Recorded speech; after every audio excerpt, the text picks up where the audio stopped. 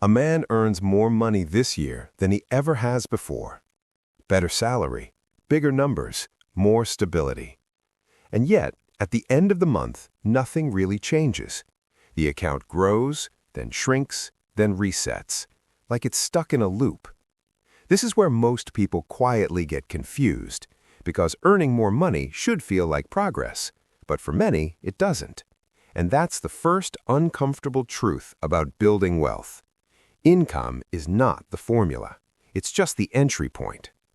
Right now, this matters more than ever, because the gap between people who earn well and people who actually build wealth is widening.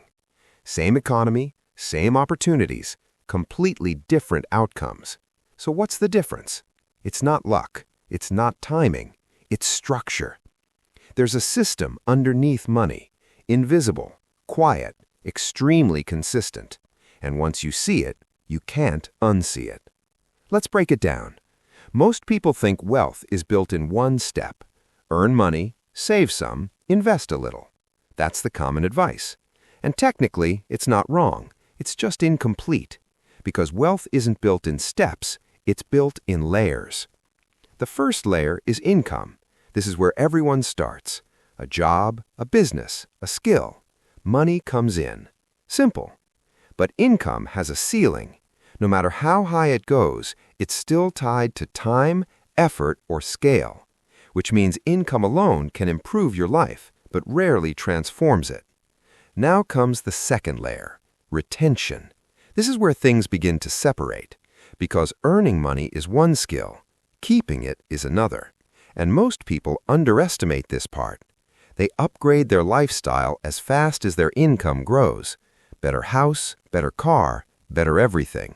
It feels like progress, but financially it's neutral, sometimes worse, because the system rewards what you keep, not what you earn. Here's the uncomfortable math. If you earn 100 and spend 90, you keep 10.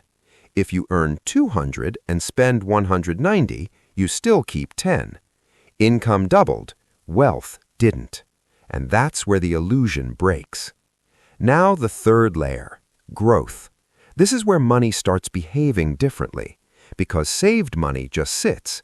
Invested money moves, and when it moves correctly, it compounds. Compounding is simple in theory. Your money earns returns, then those returns start earning returns, and over time, the curve bends. Slow at first, then faster, then suddenly significant. But here's the part most people don't realize. Compounding is not powerful because of high returns. It's powerful because of time, which means consistency matters more than intensity. A small amount invested regularly often beats a large amount invested occasionally. But this only works if the system isn't interrupted, and most people interrupt it. They chase trends. They panic during downturns. They try to optimize instead of staying consistent, which breaks the cycle. Now, layer 4, protection. Because growth without protection is fragile. Markets change, economies shift, unexpected events happen. So wealth is not just about growing money, it's about keeping that growth intact. Diversification, liquidity, risk control. These aren't advanced strategies, they're survival mechanisms. Without them, one mistake can erase years of progress. Now, here's where everything connects. Income feeds retention, retention feeds growth, growth requires protection. Miss one layer and the system weakens. But here's the deeper truth. Even if you understand all of this, most people still don't build wealth. Why? Because the formula isn't just financial, it's behavioral. Let's talk about the part no one likes to admit. People fail because they lack information. They fail because of decisions. Small ones, repeated daily. Spending a little more, saving a little less, changing strategy too often. Individually, these decisions don't look dangerous. Collectively, they are. There's a quiet irony here. The same person who carefully chooses a phone will make random decisions with their money, as if it matters less. But money decisions compound too, just like investments. Now let's zoom out. We're living in a time where the rules are shifting. Inflation reduces purchasing power. Asset prices fluctuate. Opportunities change faster than before, which means the old idea of just earn and save is outdated, because saving without growth leads to decline, and growth without structure leads to risk. So the formula becomes clearer, not simpler, clearer.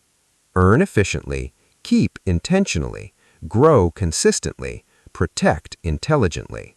That's the structure. But even that is not enough, because timing matters. Not market timing, life timing.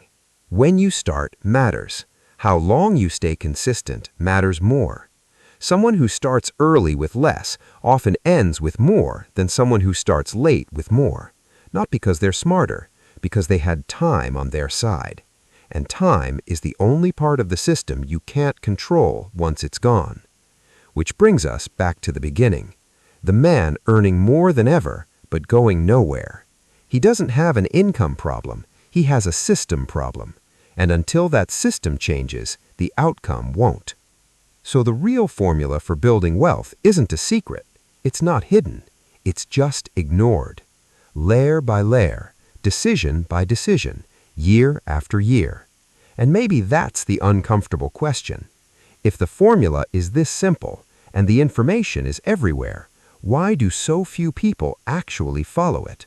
And more importantly, at what point does knowing the system stop being an advantage and start becoming a responsibility?